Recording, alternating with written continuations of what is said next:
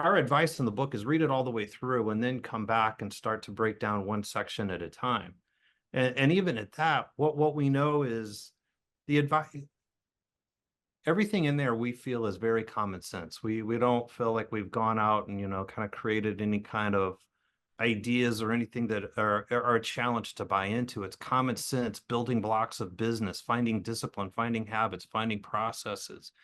But those continue to grow over time. I mean, as you get your business grounded, you come back and you deal with, and for those who aren't familiar with the pillars that are in the book addresses marketing, sales, service, and leadership.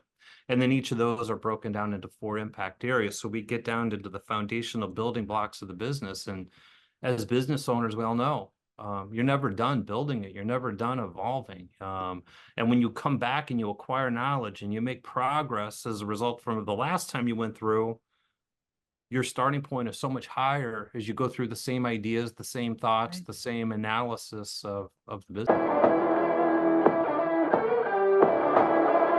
Welcome to the Rockstars Rocking podcast, powered by Voluntary Disruption, a show dedicated to people who are crushing their business and life goals. These are bite-sized conversations with leading rock stars in their respective industry who are pumped to share their story to help drive you to the next level. So, are you ready to rock? Speaking of rock stars, here's your host, Eric Silverman.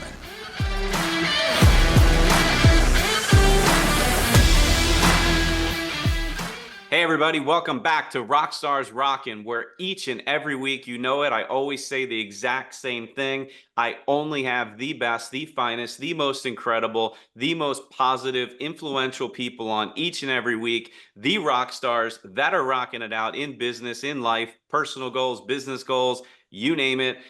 And this week's no different. In the Rockstars Rockin' podcast history, well over 100 episodes, we've only had a few times where we've had more than one guest on at the same time, including my good friends and our guest today's good friends, Reed and Heidi Rasmussen, and a few others. And let me just cut to the chase. You already know it. You're tuned in. Everybody welcome my good friends Kevin Trokey and Wendy Keneipp. Keneipp, see, I messed it up already. Oh, well, this is live on our time, and we're going to keep on moving. I had you on a couple years ago, but I've wanted to have you both on for quite some time, and you guys have so much new stuff going on that I'm so incredibly excited to ask you about and tell everybody about that doesn't already know, or to remind them if they do. So thanks for coming on the show, you two. Appreciate you having us. Yeah, absolutely. Delighted to be here. Absolutely. So we're going to talk about a lot. I mean, you guys have a new book over the last couple of months that we're promoting. Had the pleasure of flipping through. I want to talk about that. For those of you that are watching the clip or on YouTube, you can see me holding it up on the screen. If you're just listening, the name of the book is The Salesperson's Guide to Growing a Business. And the subtitle is Lessons from the Benefits and Insurance Industry to Drive Your Growth. This is, I don't know about you, and maybe we'll just start there. I look at this as a manual more than anything. Like, this thing is chock full of literally how to build the business and grow. And I got to imagine that's exactly what it was designed for. And what I particularly like the most is nearly every chapter, maybe every chapter, you state in the beginning chapter objectives so they know what they're going to be in for. You put your input in the back end when you're talking about the sales pillars and the keys. And I really like the Q4I isms. So I don't know who wants to start, but let's dig into this book. Wendy, you want to go first? Sure. You know what, Eric, thank you so much. I love your setup for it and your description. And that just brings me so much joy, because the way that you describe that is really what our intent was. And so, clearly it came across. So that makes me very happy. Thank you for that. We set this up. We called it the Salesperson's Guide because that's the way that I've always envisioned this book was, like the guidebook that you have with you, you have it stuffed in your glove box and you carry it around and you're stopping for a hike and you want to know, where am I going to go? Right. I think about the same thing with this book. And, I want to see it written on and highlighted and pages, dog-eared and Post-it notes in it. Because it should be that kind of a manual where you look at and you say, okay, this is the part of my business that I'm working on. what do I need to be thinking about? And you get to go into the book and you get to, look at the write-up of it and the advice and what the next steps are to be taking away. And then we have, if you go into it enough, you see the links to be able to go find documents and download them. So not only do you get the advice, but you go get the documents to make it work too. The way you just described it immediately came to mind, and Kevin and I being huge baseball fans. In fact, thanks for paying up the other day, Kevin. Yeah, right. No, that was complete opposite. He won, I lost, and I paid. But the way you described it, Kevin or Wendy, is I immediately envisioned an old catcher's mitt. The best catcher's mitt in baseball is going to be the worst looking glove on the field, the most beat up, the most bruised up, the most worn in. And that's exactly the way a good book should be. Mine's not there yet, but I love it. Highlights, ear tabs, marks, post-it notes. That's exactly what you want. I mean, you guys put 26 chapters together, if I remember correctly. Yeah, 26 chapters. One of the things that I chuckled at was, and I forget which chapter, I apologize. One of you said that your initial entry into social started with Twitter and you thought you would post some cool things once or twice a day. Boy, have you evolved. Kevin, you want to speak on the evolvement in the book, not only on that, but social? Yeah, and it was 3 times a week. That was how rudimentary we started out. Oh my gosh. And when it comes to marketing, I mean, you get marketing as well as anybody, Eric. And so often it feels like, it's foreign, it's scary, it's hard to build the habit. It feels like, things are going to black hole, especially back then. We started a little over 15 years ago. And we set our goals on Twitter because LinkedIn hadn't taken over as the platform that it is today. And we would have 3 goals each week. One would be to like somebody else's tweet, share an article, and post an original thought of our own. And we set that goal week after week after week after week. And at the same time, we were starting to blog. I mean, the blogs were the lead into the book. But we used to talk all the time, Eric, that, we would write our blog, and we've done 2 blogs a week, pretty much every week for the last 15 years as a team. And early on, it was all me and Wendy doing it. And we would write the blog, and, our code was, it's time to publish, push it into the black hole, because that's exactly what it felt like we were doing. And then over time, you start getting the feedback, you start hearing the echoes come back out of the black hole, knowing that it's resonating. But, we had to go on blind faith for a long, long time. Well, I first met you guys virtually through your articles that you write and still do in Benefits Pro magazine, and I believe I can't be wrong here. One of you, I want to say it was Wendy, you were writing an Employee Benefit Advisor magazine. Yeah. That's where I first heard of you guys as a duo and started following and seeding your advice and really getting into it. And then obviously, well, not obviously, but we met at some conference years later, no doubt. That in and of itself, I got to imagine, helped launch what you do now and help get your marketing out there and help get your vocal word out there and build trust with your audience and such. And that's the key. So when you were putting the book together, is that something that was on your minds collectively for years, and it's quite the lift, or was it just one day you had the idea, or how did that even come about? No, it was definitely something that hung out there for a long time. We had a lot of people ask us. Yeah, a lot of people ask, and and we kind of knew. I mean, there's enough content that we've created over the years, Eric, to write. I don't even know how many books, and we Sure. thought that was going to be several more books in us. Yeah, we There you thought go. that was going to be, an easy path to get into the book, and it helped in some ways. It challenged in others.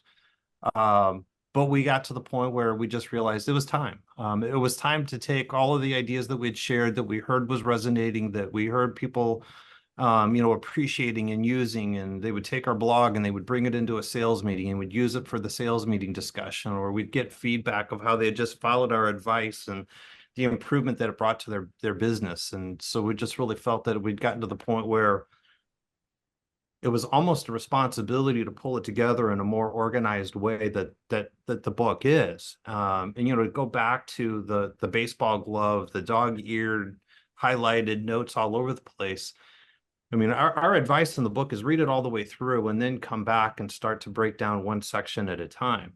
And even at that, what we know is the advice, everything in there we feel is very common sense. We don't feel like we've gone out and, kind of created any kind of ideas or anything that are a challenge to buy into. It's common sense, building blocks of business, finding discipline, finding habits, finding processes. But those continue to grow over time. I mean, as you get your business grounded, you come back and you deal with, and for those who aren't familiar with the pillars that are in the book addresses marketing, sales, service, and leadership. And then each of those are broken down into 4 impact areas. So we get down into the foundational building blocks of the business. And as business owners, we all know, you're never done building it. You're never done evolving. And when you come back and you acquire knowledge and you make progress as a result from the last time you went through, your starting point is so much higher as you go through the same ideas, the same thoughts, Right. the same analysis of the business. Well, And you're going to see different things too, like yeah. Kevin has laughed at me, many times over the years about, are you sure you want to listen to me give this presentation again? Even if it's, in a session or if it's role playing. And I'm like, I do actually, because I learn something new every time. I have a different focus. I bring a different perspective into it. I've Right. had something that's happened recently that I can look at this and now I can take something different away from it. And it should be the same thing in going through and looking at this book, that it shouldn't be just a one-time read through. It should be multiple times, because you're going to have different lenses that you're going to bring to it each time. Well, what I want to, so you have the 4 pillars, but I love how after each pillar, you have a separate focal point called the wrap up, right? So anybody Mhm. watching, I'm holding it up, but the wrap up is my favorite part. Being a little bit undiagnosed ADD, I could just check it's like the Cliff Notes. I don't even know if It that's still is. out Yeah. there, but it's Nice. basically the cheat sheet of that chapter, and then I can go back and look for details. I think that's brilliant, and I've seen similar for sure, but I don't see it as often as I really would like when it comes to business and sales and leadership type books. I think that should be a standard because I need it as a human Yeah. being. Well, and thank you for that. That means a lot. And to as Wendy's comment earlier, we appreciate that, the intent is coming through.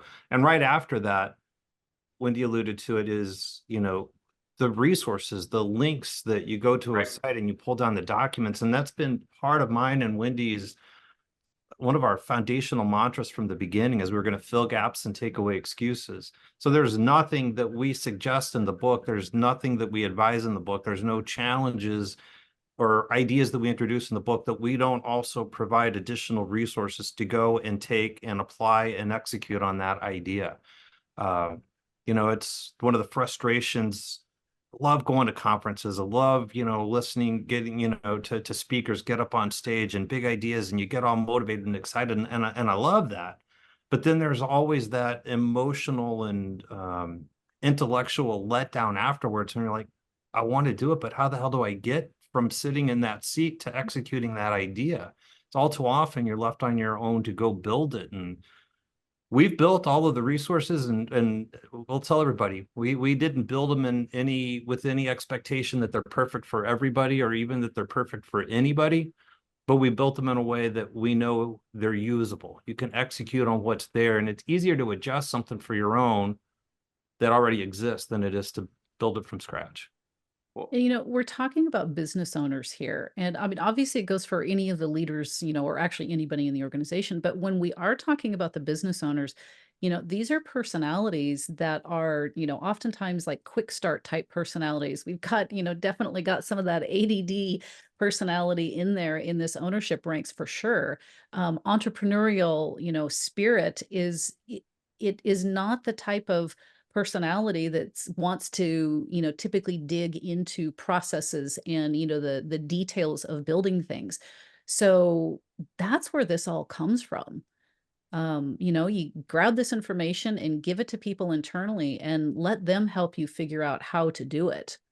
Fill in gaps and take away excuses. And sometimes we're filling our own gaps and taking away our own excuses. I'll tell you, there's a lot of stuff that is built in there and we make available that started off as us protecting ourselves from ourselves, or understanding our own shortcomings or our own limitation, whatever that might be. You've got to build something to protect yourself. My experience with fellow entrepreneurs and business owners in not just benefits and insurance is, I'd say my opinion, the vast majority of folks have the mantra similar to the effect of move fast and break shit. Yeah. Don't deliberate on decisions. Just make a decision, run with it, cut the cord quick if it doesn't work, and move on. And I think that's kind of I think that's crucial, and that's how I am. What I like though when it comes to the book, and I want to talk about some other things too, but first off, I can't help but say I love the color scheme. For those not looking, I'm holding up, it's orange, and Kevin's a huge Baltimore Orioles fan, as we all know. That's who we Um, had in We've already mind. established. I knew he did that for me, so there you go. Thank you. Sarcasm, people. He's not a Baltimore Orioles fan, but he does like birds. They just happen to be red. Yeah. But with all seriousness, the title isn't the entrepreneur or the business owner's guide to growing a business. The title is the salesperson. So that to me means I don't have to be an entrepreneur. Maybe I'm a producer that's an aspiring entrepreneur. Maybe I want to cut cords at some point and maybe go out on my own and launch and hang my own shingle. But this is for anybody. And then further, it's the byline, right? It's not even the title that targets insurance and benefits. It's the byline that talks about benefits for a moment. I feel like this book could be for anybody. You could be starting a plumbing company and probably use this entire book. Yeah. I mean, I would say that it would, you're going to focus more on the B2B market. Sure. But yeah, I mean, it is. It's these ideas are universal. I like that. And Yeah. not only are the ideas universal, I think one of the big challenges of the entrepreneurial is, we get bored easily. Mhm. We get distracted. We bounce from one idea, shiny squirrels, everywhere. And sometimes we want different just for the sake of being different. We were talking on a team call recently, and I think it worked its way into a blog, but, we should never use the excuse of that's the way we've always done it as a reason to not change. Right. But I think sometimes that pendulum swings so far the other way is we want change just for the sake of change when what we're doing is perfectly fine, or it just needs to be adjusted or tweaked a little bit. We don't need a wholesale change and go chase a whole new idea. And that's one of the things that we talk about whenever we're doing sales training, when we have coaching clients, all the time is we may never present an entirely new idea. But what we've taken is we've taken things that you've already used, things you've already driven success with, and just put it into a system and a process. It may not be sexy all the time unless you start to think that the sexiest thing of having a business is succeeding and growing and driving revenue and creating opportunities and solving problems. When you let that be the sexy part, the reward, it's a lot easier to buy into doing and evolving, but doing the consistent building blocks that it takes. I mean, things Mhm. work. Don't need to reinvent them all the time. And that's really the approach that we built in here. It's just bringing systems and processes to ideas and activities and behaviors that have already proven themselves. I like it. For those, I want to move on, but for those listening, if you haven't already, go to Amazon, get the book. It's available on Amazon. You can have it in the next day or two, no doubt. It is incredible. Highly recommend. And I love, there's so many great quotes in the beginning from colleagues within the industry, most of whom I know very well as well. And if they vouch for it, I vouch for it, and I read it, and it's a perfect guide. It really is. And I like I said a minute ago, I really like that it's more geared toward the sales side. It's not just the entrepreneur. Talk to me about how the book ties in directly to your online training program. I believe it's called Goose, the Ultimate Wingman. I'd love to learn about that. I love the reference to the movie, but just in general, talk about the program and what we would get out of it for any advisor, producer, broker that wants to learn more. It's, you know what, honestly, they're an extension of one Mm. another. So, you start out, you read the book, and once you get into the Goose platform, you're going to have all of those, all of the resources on steroids. Okay. And It follows the same structure of the growth platform with the 4 pillars of marketing, sales, service, and leadership. We bring people in, we have them take an analysis to understand where they are today. Because, we always need to understand that, where are you today, where are you looking to go? Because you need to have those 2 endpoints to be able to create that path in between. So that's what we always talk about, is creating your path to growth. So we have to know. And once we understand where you are and where it is that you want to go, then we use all of the tools within that growth platform to help you shore up the different areas, put the focus on the right areas at the right time in the right order, to be able to take your business and grow it to the next level. And, to something that you pointed out earlier, it could be take your entire your benefits business. It could be an entire agency, or it could be you as a solo producer. We work with both. The concepts are the same for both. You just kind of have to scale them up or scale them down. Yeah, we've always taken the approach in our blogs and main stage presentations of, we give shit away. Mhm. I can't tell you how many times, Eric, we've heard people say, you guys, not only do you tell me what to do, you give me the tools and then the strategies to go do it. And that was really very intentional in the book. The book is basically, it's a do-it-yourself version of really the entire platform. And that's why we have, been so specific in the instruction and the additional tools that we give. Anybody could take that book and go out and do it entirely on their own. But Goose exists to be a community of like-minded professionals with similar goals who appreciate the support and the encouragement and the challenging and the guidance that comes from being part of a community, whether it's coming from the peers within the community, whether it's coming from the coaches within the community. It's really meant to be that. I know, we all know our own limitations, and most of us are able to go further and go faster when, we're part of a community, when we make publicly state our goals and when we hold ourselves accountable and allow others to support our growth efforts. That's as much of what Goose is about as anything, without getting into the details of the resources that are available to execute. I think that's as much the value of Goose as anything. I being that well, it should be any industry, but our industry, we're so focused on the benefits industry, so focused on transparency and so forth with fees and pricing and structure.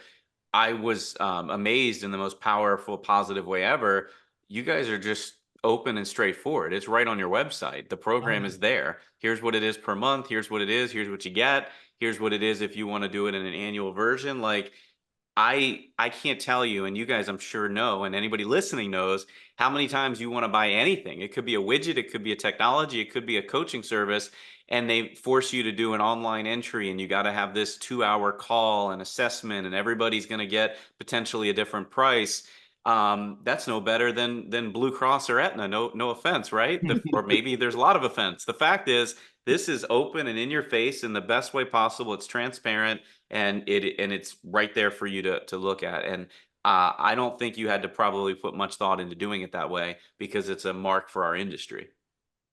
I mean, I would say it's an evolution because, we didn't have when we were, doing one-on-one coaching as the Mm, primary focus for the business, we didn't have that pricing online, and we would have, those extended calls. But I mean, we were honest about pricing right up front as soon as we talked with somebody. sure, So that sure. wasn't, any secret. But um, as gosh, just everything has evolved so much, Eric. And I think that the way that you described that just makes so much sense, and I think about how much frustration I have when I go to sites and they won't give you any information and they make you, go through a demo. And I mean, we love taking people through demos, and, Of we've built course. that in as part of our process, and we have the analysis built in as part of our process.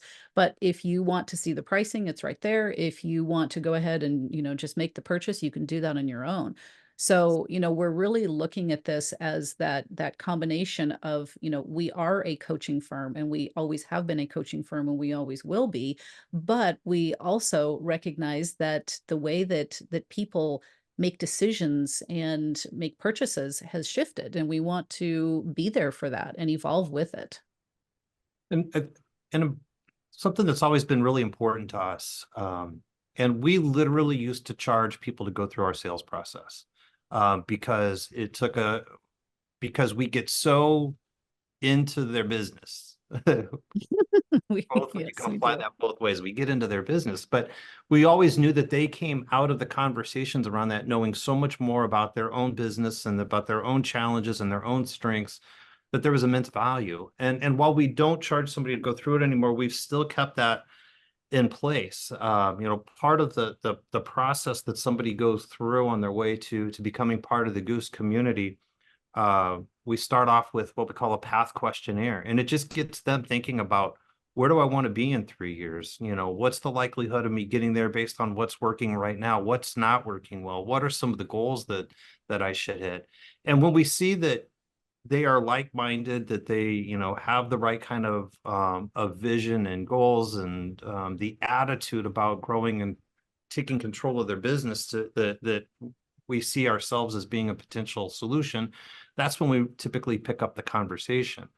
But then we also have an online analysis. So there's a tool where anybody can go online and they can analyze their current performance in each of those 16 areas. So the 4 pillars: marketing, sales, service, leadership, the 4 impact areas within each, and really have a much clearer sense of, do I need coaching? Do I just need to leverage what's in place right now? Do I need the platform? I just posted on LinkedIn about this recently. You have to make yourself aware of the cost of inaction. And it is, to put the pricing up there, we put it right in their face of, this is the cost of moving forward with us. But what we hope that they slow down and do is realize that there's a cost of inaction. And that's what we provide these other tools, is to really help them understand their own situation, understand the cost of not doing things different, the cost of not reaching their potential. And we feel when we do that, the value that we deliver for the price that we ask is very obvious at that point. The cost of inaction, that's key. Too often people don't talk about that. But in indecision or non-decision or inaction is still a decision in and of itself. I think that was a Rush song back in the 70s. Really? Okay. You're predating me, my friend. Paraphrasing it a little bit. There you go. I've just heard about you. I'm listening to the show. I'm in the benefits world.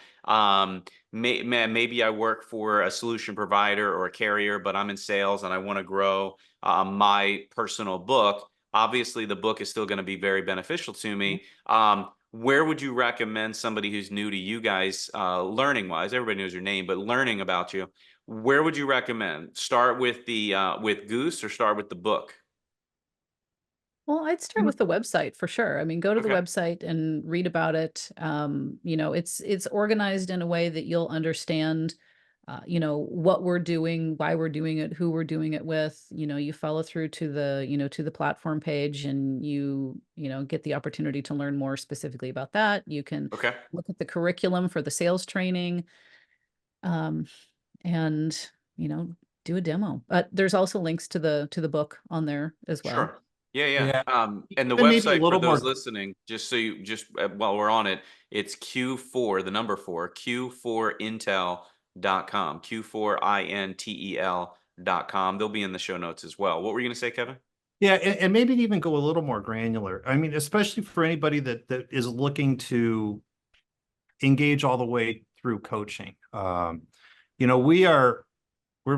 direct, we're blunt. We always say we'll be your biggest cheerleader, but we'll also kick you in the ass when you don't do what you need to do. And so for that, I think people understanding the personalities that we bring and to the table is important part of their decision process. And if they'd go out and just pick a few of our industry blogs to read through, it's one of the things that we get a lot of feedback that, there's when somebody meets us, there's like, you're exactly who I expected to meet based on what you write, what you share, the tone and the spirit of what we've built into Goose.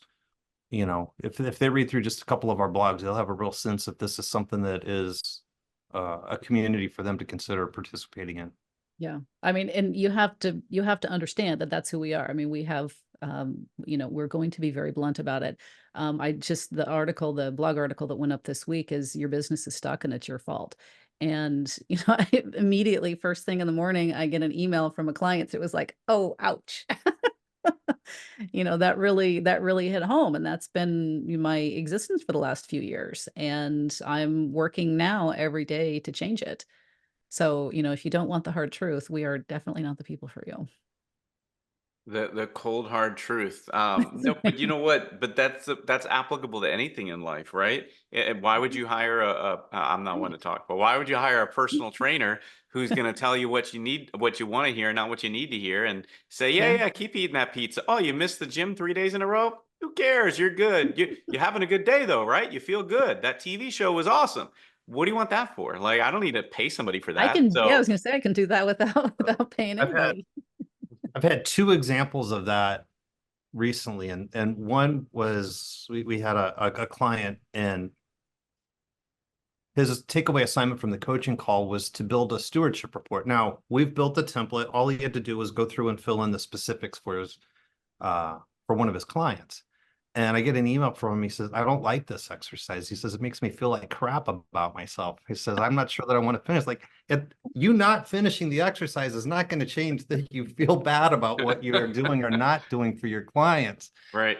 And then we look at the numbers, Eric, and, we've talked a lot about having to move from being accidental to intentional. I mean, we're a very accidental industry. Almost nobody grew up with the goal and aspiration of getting into insurance. We're accidental arrivals.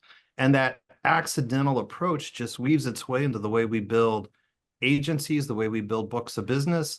And one of the most clear, quantifiable ways of a salesperson approaching their livelihood, their career from an accidental perspective is their book of business analysis.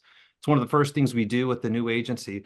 And it's simple. Anybody that's listening or watching can do it themselves. You just list all your clients from the largest revenue to the smallest, and then you do some segmentation by largest revenue to smallest.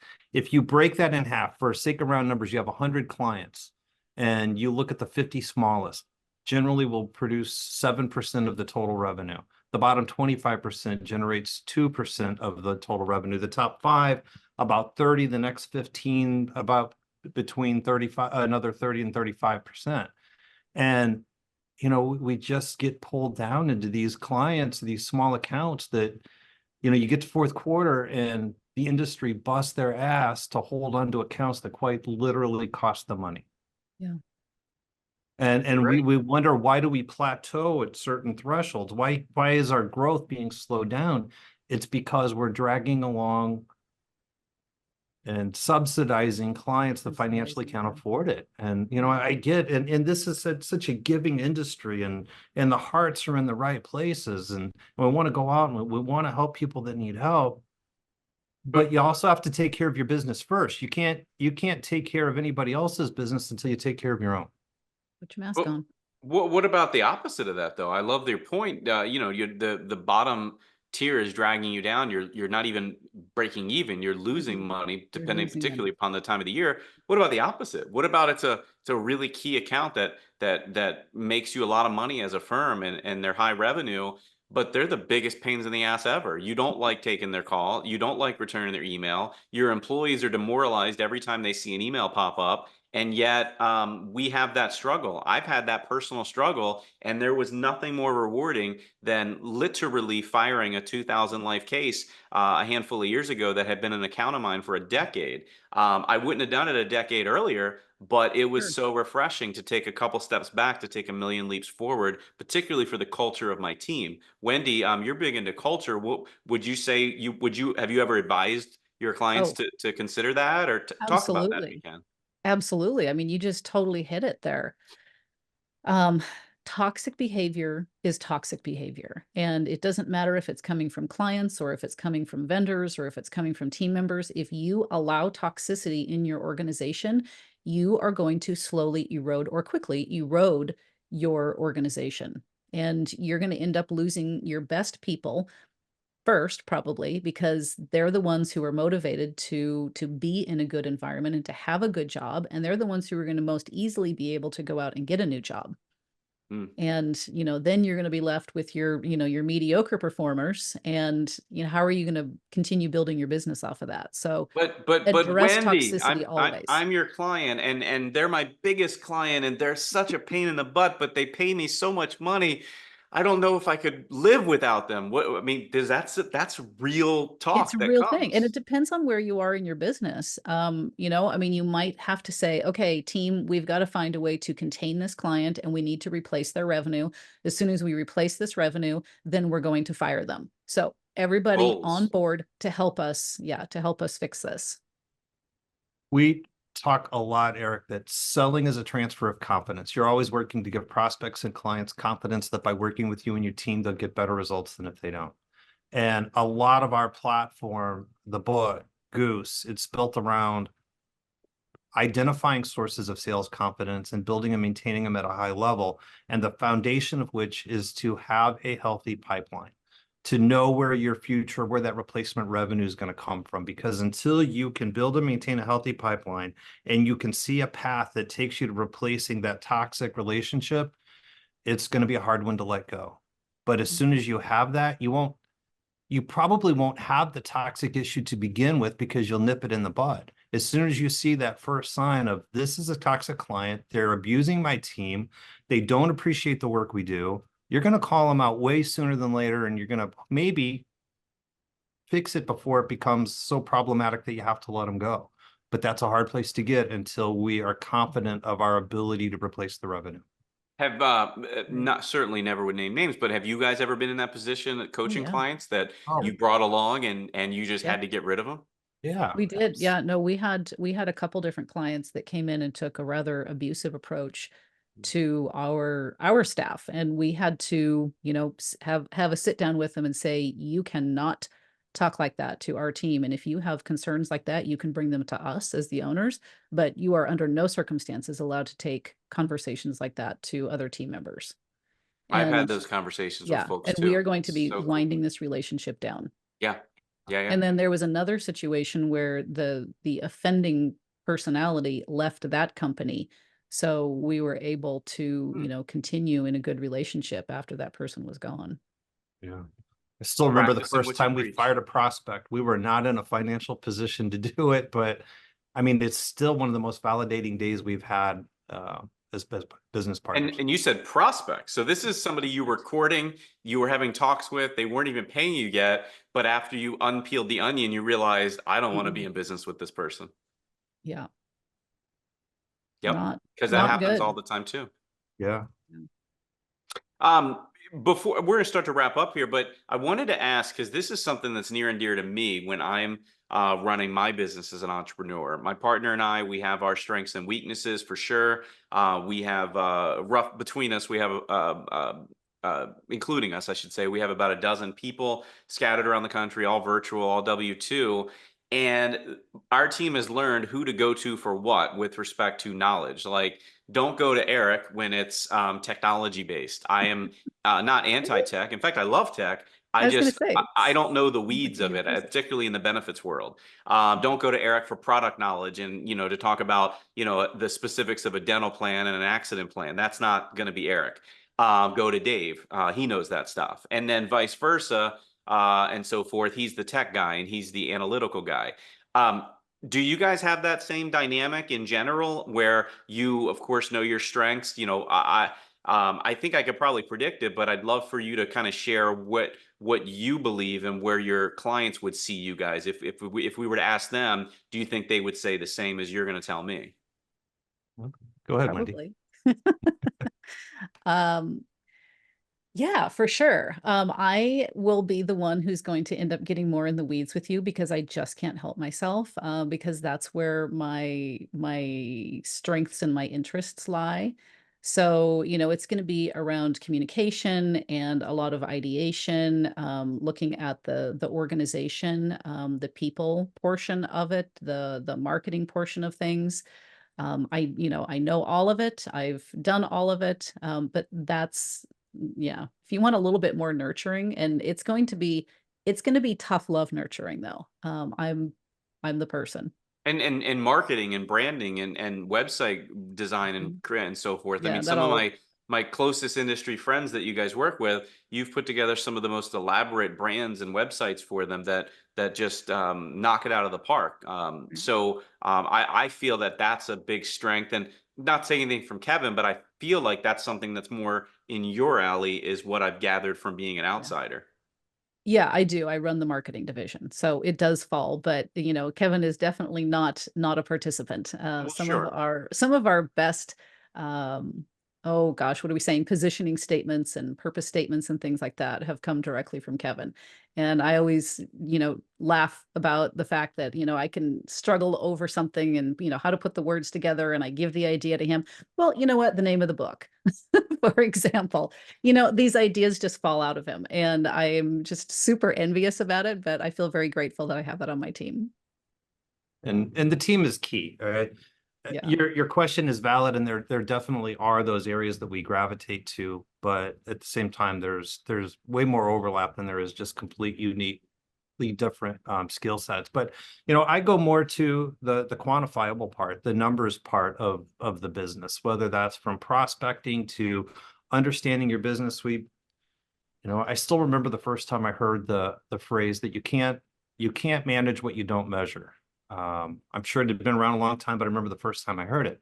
And we as an industry, we don't measure the things that really tell the story of our businesses enough. And so I get a lot of satisfaction of taking somebody and helping them understand the numbers of their business, the story that those numbers tell, the story that, if the numbers don't change, where that story is going to go. Whether it is a book of business analysis that I explained earlier, or just knowing your key performance indicators. And Eric, it's shocking. I mean, we work with some really, really smart, very successful people, but the number who are already have established key performance indicators, or tracking them, or using them to set goals and make decisions from, it's shocking how little of that exists. And it's just one of the most basic but powerful tools you can have, is to understand your numbers. I mean, what's it? Everybody says, and I certainly believe it to be true. People lie, numbers don't. Right? Yeah. It's just a fact. Right. You got to track it. What would you, as you Yeah. said, the I'll tell you a quick. We'll be wrapping up here. If you're listening, hang on 2 more minutes here. I'll never forget when I don't know which of you said it. It probably a combination. I don't remember if it was on at a talk that I was watching you live, or if it was something I read in one of your blogs in EBA or Benefits Pro. But basic synopsis was, nobody gives a shit how long you've been in the business. Nobody cares No, that you've been in no. 25 years and you have the most exceptional service. Nobody gives a rat's you know what. And when I started internalizing it, I was like, holy crap, that's such a brilliant thing. Like, it's so simple, but it's so true, because every flippin' broker that goes to an employer's office in an HR department will sit there and talk about, well, we've been doing it 25 years. We've been in business 87 years. It's a legacy, family benefit. Nobody cares. And when I look at, like, I Yeah. literally on my screen here, I have your website, the About Us section. It's super small, easy to digest. It's literally 6 paragraphs, of which 2 of them are literally just a phrase and a sentence. And it doesn't say anywhere that you've been in business 15 years and that you this and you that, because nobody cares. You get right to Nobody the cares. point. I can't applaud you enough for that. I think tactic is a bad word. I can't think of a good word for it, I but I would just say think so. it's Yeah. brilliant. And I love how you coach your people that way. When I say your people, I mean your employer, broker, advisor, consulting agency clients. Thank you. Well, I want to add to that when we started using that concept, Facebook and Google, they're a little far apart, but they had only been in business for like 10 years. Hmm. And they owned the marketplace, right? I mean, just such perfect examples. The amount of time that you've been in business has nothing to do with anything. Yep. It's how you've used that time in business that makes the difference. And it's lazy marketing messaging is really what It it comes is. down to, Eric. It's not just We, lazy, we it's we we joke terrible. all the time, oh, we've been in business 37 years, or even worse than that, the collective experience of the team is 220. I don't know what that, or the fourth largest benefits advisor in, the greater St. Louis area. And what we'll point out is that means nothing to the buyer. I mean, it's lazy marketing, but if it means anything, if 37 years is a reason for somebody to consider doing business, then you've just told them if they can find somebody that's been in business 38, that's a better option. If you being the fourth largest is a reason they should hire you, then you've already told them there's 3 better options. I mean, You know, I've when I never look heard you at say that. I like that. That was good. like think about LinkedIn summaries or bios that people put on their websites, and they'll say, oh, I've been doing this for 10 years. Well, you have to go out and update your bio every single year with that number. And especially if you're on a LinkedIn profile and you're putting that kind of information in it, all they have to do is just scroll down the page and they can see all of the dates that they want and they can do their Resume, own yeah. math. Yeah, So yeah. like use your real estate for something better. There's a much better message that you can communicate. I couldn't agree more. I like it. Well, look, everybody listening, I appreciate you listening. I learned a lot. I never heard you say that last part, Kevin. That was perfect. For those that want to get in touch with these guys, Kevin and Wendy, they're super active on LinkedIn. You can send them a direct message. They super, super love to be sold stuff. So just inbox them like crazy with sales spam and so forth. No, just kidding. Clearly, We'll don't sell do them that. back a friend or That's membership. That's right. That's right. But with all seriousness, reach out. They're super easy to chat with. If you see them at a conference, they're certainly at a lot of conferences, just like I am. Make sure you go up and introduce yourself if you don't already know them, and vice versa. If you haven't already, check out their book. It's available. You can get it on their website, q4intel.com, or just search Amazon. It's well worth the investment. It's super affordable. It's less than $20. And check out their Goose program. You can do a free analysis as I just moved the page because I was on the About Us section, but I love how it says 10 minutes of your time well spent right there. So I couldn't agree more. And hopefully those listening believe that this roughly 50 minutes, 45 minutes has been well spent for you. So any parting shots, Kevin or Wendy, that you would like somebody to walk away from before we wrap up? no, you can never make sales or owning a business easy, but we make it a hell of a lot more difficult than it needs to be. Don't complicate it, and don't get in your own way. And you know what? You don't need to go it alone. You're always going to have better ideas if you bring them together with other people and you have other people help you participate in those ideas and poke holes in them and help make them better. And that's what we're all about.